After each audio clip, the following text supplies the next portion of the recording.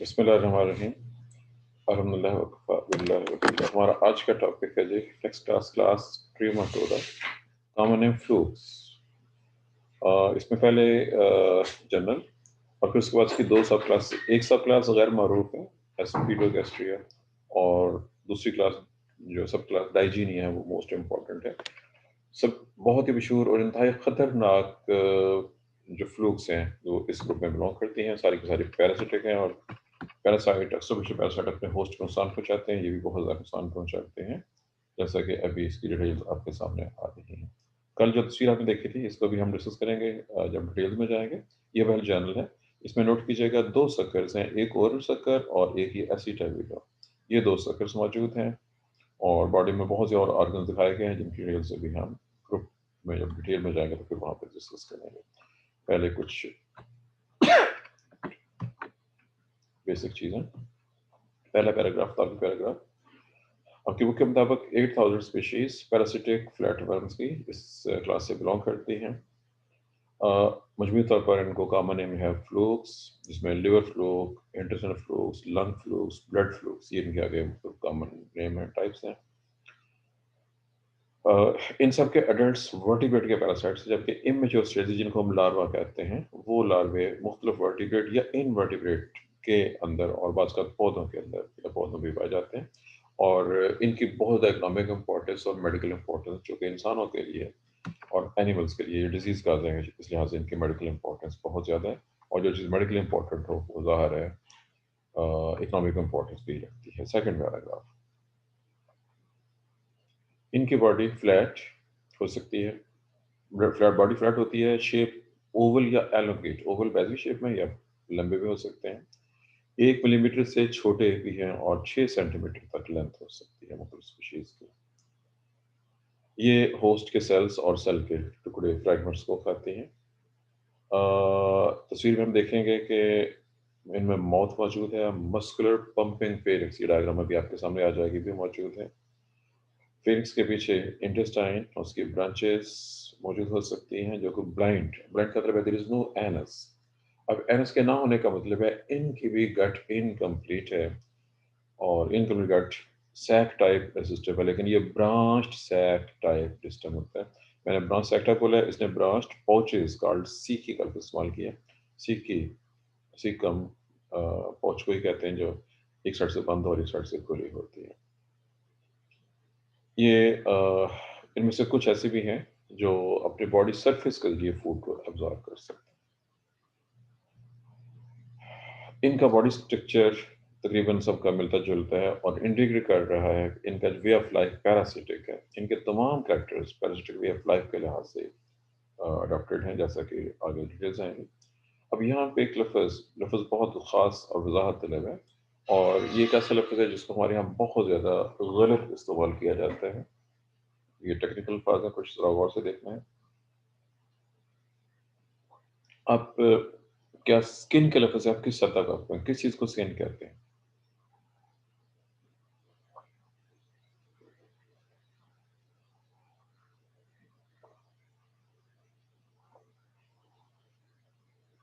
Sir question repeat करें। आम ज़बान का लफ्ज़ इंग्लिश का लफ्ज़ है, हम उर्दू में खाल का इस्तेमाल करते हैं, इंग्लिश में स्किन कहते हैं। क्या आप समझते हैं स्किन या खाल क्या चीज़ है, कहाँ होती है, किन जानदारों में होती है?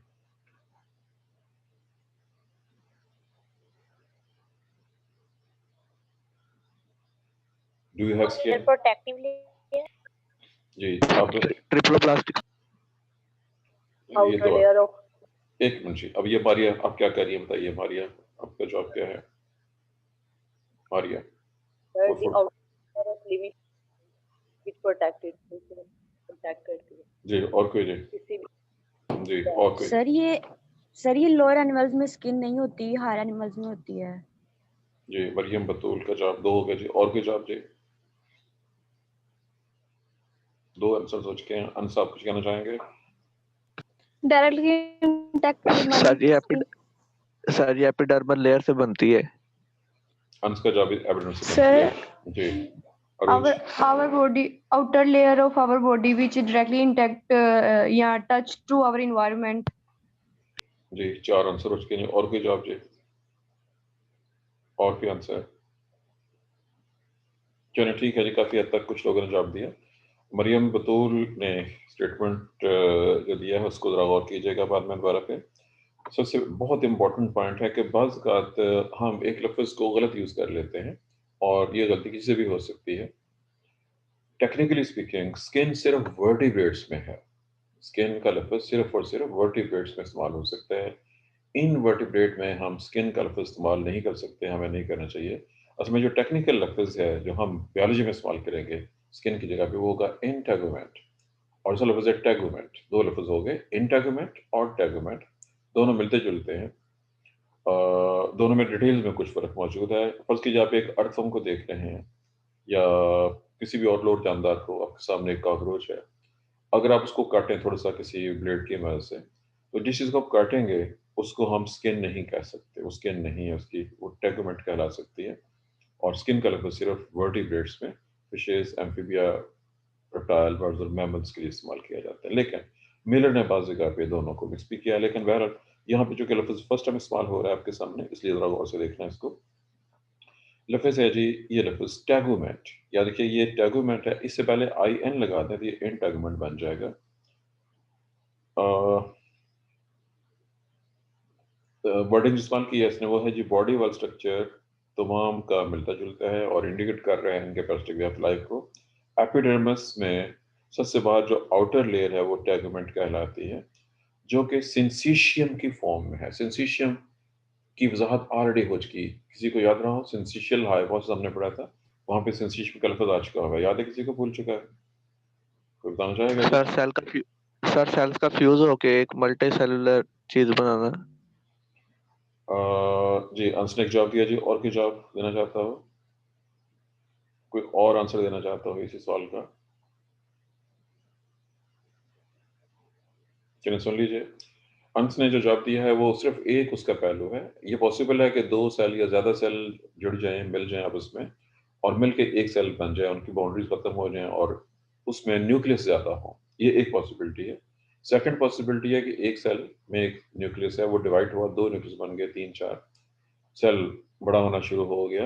अब ये एक ही सेल था जो उसके न्यूक्लियस से डिवाइड हो गए हैं। ये 2 पॉसिबल मेथड्स हैं सिंसिशियम बनने के। और हर एक सिंसिशियम बना कैसे वो अलग मसला है। एक ऐसा सेल, आमतौर पे सेल बड़े होते हैं, जो बड़े साइज़ में हो, जिसमें बहुत से न्यूक्लियस हों, उसको सिंसिशियम कहते हैं। इनकी डेवलपमेंट सिंसिशियल होती है, यानी बहुत से सेल्स पर मुश्तमिल होती है। अब डिटेल्स जैसा कि अभी आपके सामने बात हुई कि 2 पॉसिबिलिटीज़ हैं। इनमें जो पॉसिबिलिटी है, इनकी सिंसिशियम सेलों के मिलने से बनती है, जबकि कुछ और जानदारों में एक ही सेल उसके न्यूक्लियर डिवाइड हो जाते हैं और वो सिंसिशियम में कन्वर्ट हो जाती है। इसकी जो डिटेल बिखरी हुई हैं किताब में मुख्तलिफ जगह पे, इसे आप जहाँ पे कहीं और आएगा फिर वहाँ पे देखें। यहाँ पे जो इसने ज़िक्र किया है, ये सिर्फ फ्लूक्स के रेफरेंस से है जी। आगे चलिए। अब ये चूँकि डायग्राम का हवाला दे रहा है जी, डायग्राम हमारी कुछ आगे है, एक बार डायग्राम को देख लीजिए पहले। This is the diagram. ये ट्यूमर के टेगमेंट्स की डायग्राम दिखाई हुई है। तस्वीर को बहुत गौर से देखना होगा। आपके सामने सिर्फ थोड़ा-सा पोर्शन दिखाया है। ये एक ही सेल के अंदर आपको 2 न्यूक्लियस पड़े हुए नज़र आ रहे हैं। ये डायग्राम तो उसके मुताबिक ही जो हमें चाहिए। चलें बहर ऊपर से नीचे आएँ। यहाँ पे ये इसका टेगमेंट है।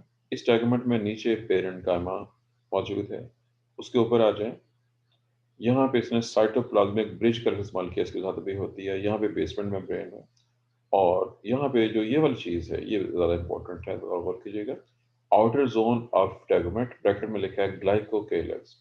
इसी के अंदर इसने माइक्रोविलस एक है, ज़्यादा हो तो माइक्रोविलाई, इसी में स्पाइन्स भी मौजूद हैं। और नीचे है जी इनर ज़ोन ऑफ टेगुमेंट। अब जो ये वाला पोर्शन है, आउटर पोर्शन, ये सिंसिशियल है और ग्लाइकोलिस इसलिए इसमें कार्बोहाइड्रेट्स की मक़दार मौजूद होती है। ये प्रोटेक्शन के लिए बहुत ही ख़ास अहमियत का हामिल है और इसकी सहारे के प्रोटेक्शन के लिए बहुत इम्पोर्टेंट है। अ, ये तस्वीर ऑब्जेक्टिव पॉइंट ऑफ व्यू से, डायग्राम के पॉइंट ऑफ व्यू से, शॉर्ट क्वेश्चन के लिहाज से, कई लिहाज से अहमियत की हामिल है। अगर अगली तस्वीर को किसी और बुक में देखें, हिकमैन वगैरह में, तो आपको इसमें डिफरेंसेस भी नज़र आ जाएंगे। बहरहाल हर बंदे का अपना एक स्टाइल है बनाने का। याद रखिएगा कि जो हमारी डायग्राम्स होती हैं हमारी बुक्स में, अक्सर बेशतर केसेस में आजकल ये डायग्राम वैल्यूज खुद नहीं बनाते हैं, बल्कि आर्टिस्ट से बनवाते हैं। आर्टिस्ट बनाते वक्त पास का डायग्राम में कुछ चीज़ें गड़बड़ कर जाता है, लेकिन बहरहाल इन जनरल डायग्राम में कोई ख़ास गड़बड़ नहीं होती। लेकिन बहुत से लोग ऐसे हैं जो खुद काम करते हैं। हमारे पुराने जो ऑथर्स थे, उन लोगों ने डायग्राम खुद ड्रा की हुई हैं, और उनकी बुक्स का तारुफ बाद में होगा जी, यहाँ पे ज़रूर पेश आएगी। पहले ये था जी इंटेगमेंट, उसकी तस्वीर आपकी बुक के मुताबिक यानी मिरर के मुताबिक। अब ये इंटेगमेंट चूंकि पैरासाइट दो किस्म के हो सकते हैं, एक्टोपैरासाइट, एंडो पैरासाइट बॉडी के अंदर रहते हैं, वहाँ पे इनको ज़्यादा खतरनाक हालात का सामना करना पड़ता है। उससे बचाव के लिए इसका बहुत मजबूत होना ज़रूरी है। ये दुश्मन के एंजाइम्स और अदर चीज़ों से बचाने के लिए खास यहाँ पर। अब यहाँ पे पॉइंट चेक कीजिए, इसमें है जी जिसका जो आउटर जोन है अटैचमेंट का, वो उसमें ऑर्गेनिक लेयर्स में प्रोटीन्स, कार्बोहाइड्रेट्स मिलके ग्लाइकोकेलिक्स कहलाते हैं। और ये ग्लाइकोकेलिक्स जो है वो ट्रांसपोर्ट ऑफ मटेरियल में, वेस्ट सब्सटेंसेस में गैसों की मूवमेंट वगैरह मदद करता है। ये बहुत मोटा नहीं होता, लेकिन बहरहाल प्रोटेक्टिव है और होस्ट के एंजाइम से और इम्यून सिस्टम से इनको बचा के रखते हैं। ये सब इनकी कामयाबी की बहुत ज़्यादा बड़ी वजूहत है। सेकेंड, इसमें जो माइक्रोवेल आप तस्वीर में देखें, वो न्यूट्रिएंट एक्सचेंज में हेल्प कर रहे हैं, और जो साइटोप्लाज्मिक बॉडीज और न्यूक्लियाई और जो ऑर्गेनेल्स हैं वो बेसमेंट मेम्ब्रेन से नीचे इनके लाई कर रहे हैं पड़े हुए। बहरहाल ये है जी ऑल अबाउट। अब आगे इसकी, जैसे कि हम टेबल में पढ़ चुके थे, दो सब क्लासेस हैं। पहली सब क्लास है एस्पिडोगैस्ट्रिया और दूसरी है डाइजीनिया। ये डिस्क्रिप्शन है और अगले पेज पे इसकी डायग्राम है। ये दो तस्वीरें आपके सामने हैं। एक ही जानदार को दो डिफरेंट पहलुओं से दिखाया गया हुआ है। ये एस्पिडोगैस्ट्रियन है जी, और ये ए इसका लेटरल व्यू है, साइड से देख रहे हैं, और बी वेंट्रल व्यू है। वेंट्रल व्यू में चेक कीजिएगा, इसकी बॉडी में बहुत ही बड़ा ये वाला ओपिस्थेप्टर है, और जहाँ पे माउथ है वहाँ पे ज़ाहिर और सर्कल टाइप कुछ मौजूद होती है। पहले ये तस्वीरें हैं, तस्वीरों को देख लीजिए। इसकी लंबाई तकरीबन 3 सेंटीमीटर है, अप्रॉक्सीमेटली 3 सेंटीमीटर। डिस्क्रिप्शन बहुत छोटी सी है, शॉर्ट क्वेश्चन कह लीजिए इसको, बहुत इंपॉर्टेंट नहीं है लेकिन। सर जी सर बुक में 3 मिलीमीटर लिखा हुआ है। एक मिनट। अच्छा, अब यहाँ पे दोबारा चेक कीजिए।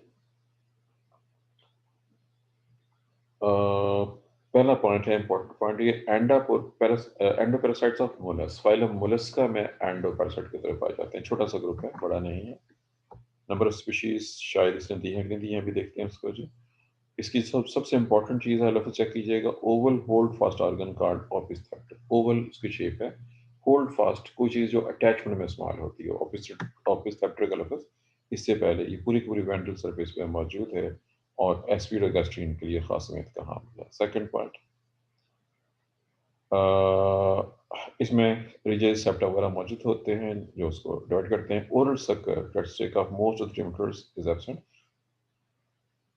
जी, इसमें ये वाला फिक्र एक बार फिर है, सिर्फ एक होस्ट है मोलस, और बाज़ का दो होस्ट हो सकते हैं। अगर दो होस्ट हो तो सेकंड वर्टिब्रेट में टर्टल या फिश हो सकती है जी। अब ये वाला स्टेटमेंट आपने कहा जी, मुझे दोबारा देखना पड़ेगा जी। बिल्कुल ठीक है जी, मुझसे मिस्टेक हुई है। ये साइज का 3 मिलीमीटर है जी। इट्स साइज इज 3 मिलीमीटर, यानी बहुत छोटे साइज में है। सेकंड सब क्लास डाइजीनिया है। डाइजीनिया पे जाने से पहले या यूं करेंगे, जब हम इसको थोड़ा पढ़ लेंगे तो फिर वापस आ सकेंगे इस डायग्राम पे जो कि बैक पेज पे थी, this one diagram. Excuse me sir. जी सर ओपिस्थेप्टर पोस्टीरियर पोर्शन होता है ना? नहीं, आपने दो चीज़ों को नहीं, आपने दो चीज़ों को मिक्स कर दिया। ये लफ्ज़ इससे पहले भी यूज़ हो चुका है, यहाँ पे है। ये हम इससे पहले पढ़ चुके हैं मोनोजीनिया में। इसमें जो ओपिस्थेप्टर है वो पोस्टीरियर रीजन में है, और प्रोहेप्टर अगर इसमें लिखा हुआ है जी, लिखा हुआ है यहाँ पे, ये एंटी रीजन में। प्रो पहले बिफोर को कहते हैं। अब यहाँ पे तो कुछ और कंडीशन है, लेकिन जो जानदार आपने वहां पे देखा है उसमें स्वाय माउथ पोर्शन को छोड़ के तकरीबन सारी की सारी बॉडी की वेंट्रल सरफेस के ऊपर अटैचमेंट ऑर्गन है, और वही उनकी खास खासियत है। ये तस्वीर है जी, और यहाँ पे इसने जो इस्तेमाल किया है, generalised fluke digenetic tumour. Generalised का मतलब है कि फ्लूक्स इन जनरल ऐसी होती है, ताहम ये तस्वीर जिस फ्लूक की है एक्चुअली वो चाइनीज लिवर फ्लूक है। ये एक्चुअल तस्वीर चाइनीज लिवर फ्लूक की है। शीप लिवर फ्लूक के बॉडी के अंदर तो ये कुछ ही होता है, सिर्फ साइज और शेप में कुछ डिफरेंस मौजूद होगा। वह इस डायग्राम को दोबारा देखेंगे जब हम इसकी वर्डिंग को स्टडी कर चुके होंगे जी। सब क्लासेज हमारी डाइजीनिया, पहले डाइजीनिया का तारुफ होगा और उसके बाद इसकी इंट्रोडक्शन और डेफिनेशन पहले हो चुकी हुई है। डाइजीनिया नाम रखने की वजह यह है कि इनकी ज़िंदगी में 2 स्टेजेस होती हैं और ये 2 स्टेज एटलीस्ट 2 स्टेज होती हैं और ये 2 डिफरेंट होस्ट पे रहते हैं। इस बेस पे इनको ये नाम दिया गया था। डाइटोजीनिया जनरेशंस के बारे में इस्तेमाल किया गया है। 2 बर्थ, 2 का पैदा होना, 2 जनरेशन का पैदा होना। लेकिन जैसे कि डिटेल में देखें कि इनमें जनरेशन 2 से ज़्यादा भी हो सकती हैं। लाइफ साइकिल काफ़ी कॉम्प्लिकेटेड होता है, एक पॉइंट। सेकंड पॉइंट, चूंकि ये अपनी ज़िंदगी 2 डिफरेंट होस्ट में कंप्लीट करते हैं इसलिए इनका लाइफ साइकिल कॉम्प्लिकेटेड है और बाज़ का 2 से ज़्यादा होस्ट भी हैं तो वो और ज़्यादा कॉम्प्लिकेटेड। इनके अडल्ट एंडोपैरासाइट हैं, ये डाइजेस्टम में हो सकते हैं, लिवर में हो सकते हैं, बाइल डक्ट में हो सकते हैं, ब्लड वेसल्स में हो सकते हैं, लिव वेसल्स में, लंग्स में, बॉडी में मुख्तलिफ जगहों के ऊपर पाए जाते हैं मुख्तलिफ जानदारों में और बहुत ज़्यादा नुकसान का बायस बन सकते हैं अपने होस्ट के लिए।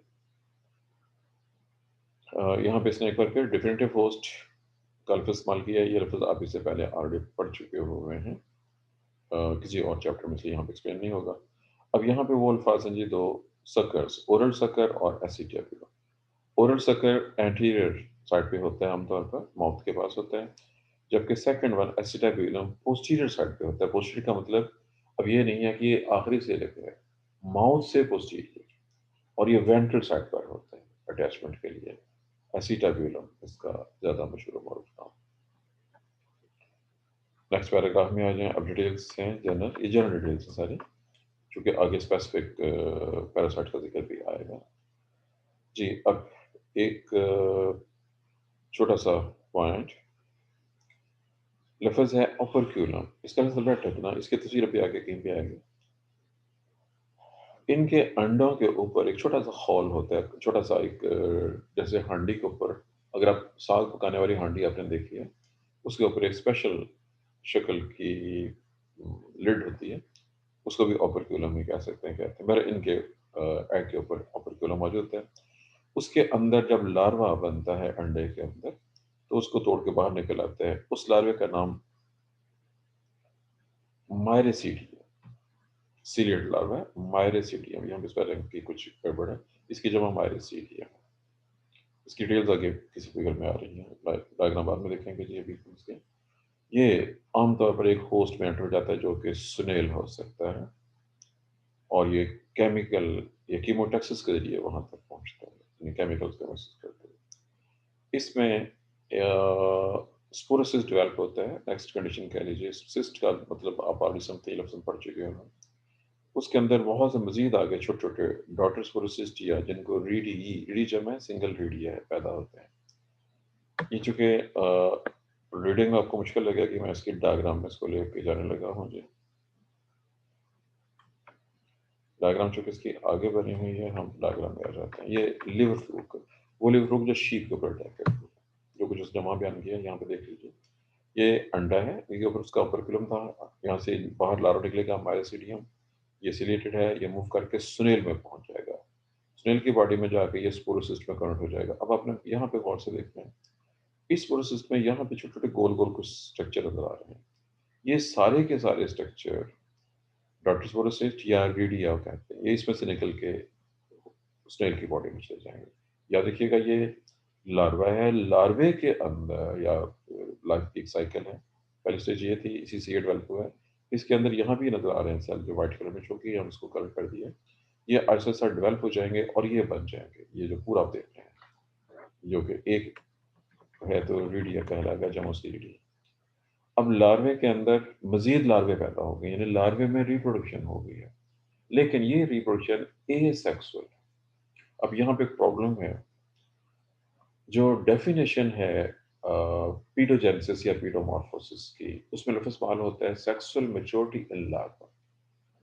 अब अदर साइंटिस्ट ने यहाँ पे इसको पीडोजेनेसिस या पीडोमॉर्फोसिस नहीं कहा, मिलर ने चैप्टर के स्टार्ट के ऊपर ये लफ्ज़ इस्तेमाल किया कि इसमें पीडोजेनेसिस या पीडोमॉर्फोसिस हो रही है। दोबारा सुन लीजिए। याद रखिए कि एक्सपर्ट्स में आपस में इख्तिलाफ राय हो सकता है, और ये बात मैं पहले भी कह चुका हूँ, चूँकि मैं खुद मिरर की फेवर में नहीं हूँ। ये बुक जब से आई है, इसको 20 साल हो गए हैं पाकिस्तान में आए हुए। इसने पाकिस्तान में ज़ूलॉजी का बेड़ा गर्क करके रख दिया, चूँकि ये बहुत छोटे लेवल की बुक है। जो बुक्स मैंने पढ़ी हुई हैं जब मैं आपकी स्टेज पे था, वो बहुत अच्छी थी, और वो उन पाकिस्तानी ऑथर्स की लिखी हुई थी जिन्होंने पाकिस्तान बनने के टाइम के ऊपर या उससे पहले से जो काम कर रहे थे। उस दौर के लोग बहुत मेहनत से किताबें लिखते थे और उसमें बहुत ज़्यादा नॉलेज होता था। सर फिर हमें ये वाली बुक क्यों लगवाई, हमें फिर वो वाली लगवाते ताकि हमें भी आसानी हो जाती। जी, मैं उसकी तरफ वजाहत कर देता हूँ थोड़ा सा, चंद पॉइंट्स। ये किताब पाकिस्तान में सन 2000 में इंट्रोड्यूस की गई है। अब जिन लोगों ने किया जी, मैं उनके बारे में नहीं बता सकता। बहरहाल उसमें बहुत सी ऐसी चीज़ें इन्वॉल्व हैं जो पाकिस्तान का खास है। पाकिस्तान में कौन से काम कैसे होते हैं ये आपको पहले से पता होना चाहिए।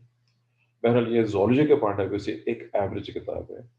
इससे बेहतर किताब जो सिलेबस में नंबर 2 पे रखी गई है, हिकमैन। हिकमैन इसके मुकाबले में बहुत बेहतर है। अगर जदीद किताब भी लगानी थी तो हिकमैन की बुक यूज़ हो सकती थी। बहरहाल मैं नाम ले रहा हूँ जी, जो बुक्स मैंने पढ़ी हैं जब मैं स्टूडेंट था। उनके author professor doctor Hamid Khan Bhatti sahib थे। वो जब पाकिस्तान बना है 1947, पंजाब हिस्ट्री में जोल डिपार्टमेंट के चेयरमैन थे उस वक्त। उनकी किताबें और उनके पैरेलल जो इंडियन ऑथर्स हैं, डॉक्टर वर्मा, अग्रवाल और बहुत से और लोग हैं जिनकी किताबें उस दौर के जो ऑथर्स हैं, जो उस दौर से काम कर रहे थे या कर रहे हैं, उनकी किताबें बहुत अच्छी थी। और जो लोग हमारे आजकल किताबें लिख रहे हैं वो उस लेवल की बुक्स नहीं हैं, बल्कि बहुत ही एवरेज किस्म की बुक्स हैं। और मिलर भी उन्हीं किताबों जैसी है। ये इसका साइज बहुत छोटा है और इसमें कुछ फाइनेंशियल चीज़ें इन्वॉल्व हुई हैं इस किताब को यहाँ पे डिस्ट्रॉना में। ज़ूलॉजी के पॉइंट ऑफ व्यू से ये बुक बिल्कुल भी बहुत कोई स्टैंडर्ड या अच्छी किताबों में शुमार नहीं की जा सकती। बहरहाल है, यहाँ पे लार्वे में मज़ीद लार्वे पैदा हो गए। ये रीडिया है। अब रीडिया के अंदर फिर मज़ीद लार्वे पैदा हो रहे हैं। ये लार्वे यहाँ से निकलेंगे और जो ये लार्वे अब पैदा हुए ये सर्केरिया कहलाते हैं। सिंगल सर्केरिया, ये पानी में मूव करते हैं। उसके बाद ये मेटा सर्केरियम बन जाते हैं और किसी प्लांट से अटैच हो जाते हैं।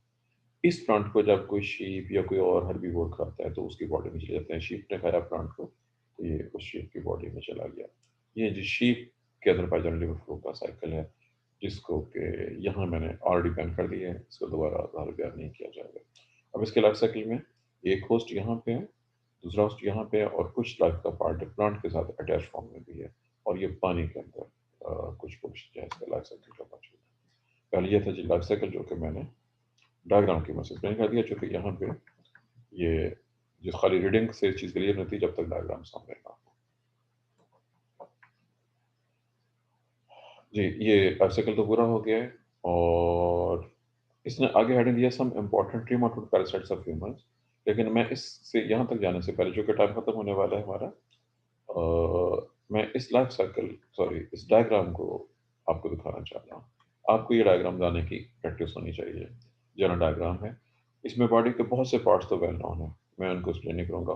माउथ और ओरल सकर, एसिटाइल वजाहत हो चुकी। याद कि ये पॉइंट है जो नोट करने वाले हैं आपके लिए। सेमिनल वेसिकल वो स्ट्रक्चर है जो मेल में होता है, और स्पर्म मेल के अपने स्पर्म को स्टोर करता है।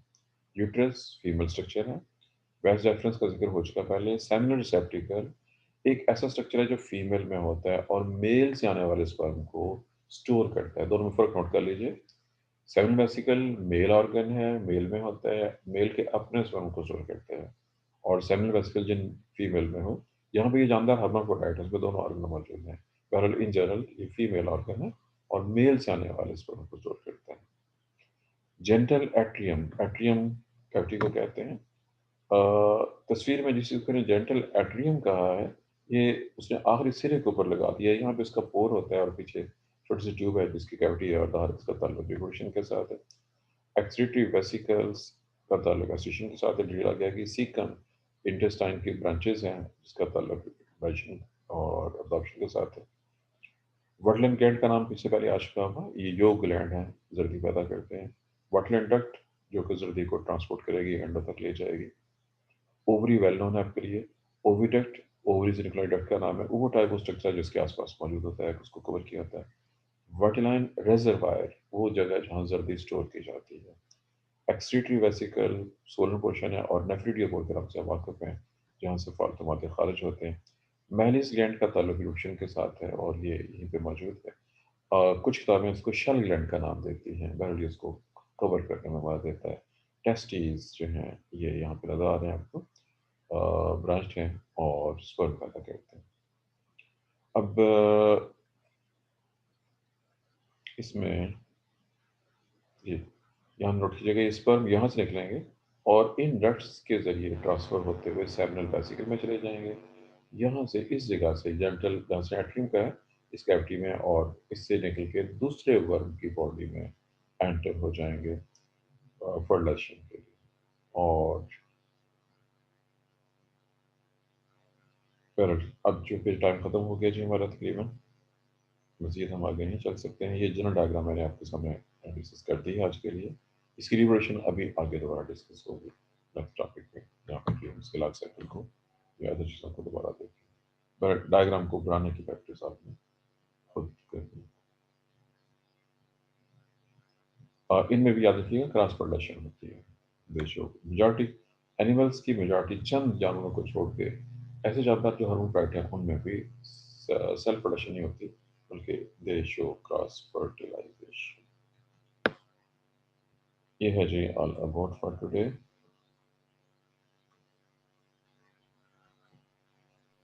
सही, क्लास मोनोजेनिया की दोनों डायग्राम्स बनानी है? नहीं, ये डायग्राम इंडिपेंडेंट है। क्लास मोनोजीनिया में ये दो नहीं है, क्लास मोनोजीनिया में तो जनरल था। ये चूंकि लाइफ साइकिल था, मैंने लाइफ साइकिल को अगले टॉपिक के साथ ये दोनों टॉपिक्स में काम है। ये जो हम पीछे पढ़ के हटे हैं वहाँ पे भी है, और जो हमारा अगला टॉपिक आ रहा है ये उसके अंदर भी है। ये भी वैसे ही फ्लू है जो हम ऊपर देख के आ रहे हैं, आप देखें कि बिल्कुल जैसी है जो हमने ऊपर देखी थी। और जो ये इससे पहले वाली है ये ह्यूमन बीइंग को अफेक्ट करती है, फिर से आती है और चाइना और उसके इलाकों में पाई जाती है। स्किडल भी आ रही है, ये शीप में पाई जाती है, लेकिन ये मैन में भी आ सकती है। डायग्राम आपको हर सूरत में करनी है, याद रखिएगा जूलॉजी चलती है डायग्राम के साथ। ये डायग्राम चूंकि जनरल है इसलिए और बहुत बड़ी बनी हुई है, इसमें चीज़ें ज़्यादा क्लियर हैं। इसमें एक लफ्ज़ नहीं है, मैं लफ्ज़ बोले देता हूँ, लॉरर्स के बाद इस डायग्राम के अंदर एक लफ्ज़ नहीं लिखा हुआ है, मैंने लफ्ज़ बोला है लॉरर्स के बाद। ये ज़रा चेक कीजिएगा, देख लीजिए आप नेट से क्या सर्च करके लाते हैं क्या होता है। चलिए जी, टाइम इज़ ओवर, इसलिए आज के लिए अल्लाह हाफिज़। Sir, 4:31 के